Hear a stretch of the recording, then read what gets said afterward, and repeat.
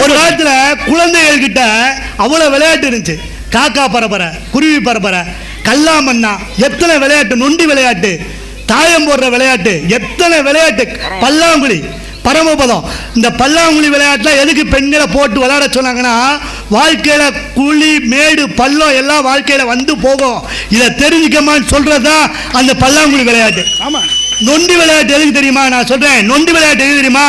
வாழ்க்கையில எவ்வளோ ஒரு காலே இல்லைன்னா கூட இன்னொரு காலை பேலன்ஸ் பண்ணி வாழ கத்து கொடுத்த விளையாட்டு. அதே மாதிரி காக்கா பரபரை, குருவி பரபரை கவனத்தை பார்க்கும். காக்கா பரபரை, குருவி பரபரை சொல்லிக்கிட்டு இருக்கும்போது கழுகு பரபரைன்னுவான், அடுத்து கழுத பரபரைன்னுவான், நம்ம ஆட்டிடுவோம். அப்ப கவனம் இல்லாம போயிடும். அப்ப கவனத்தை கொண்டு வர்றது காக்கா பரபரை விளையாட்டு.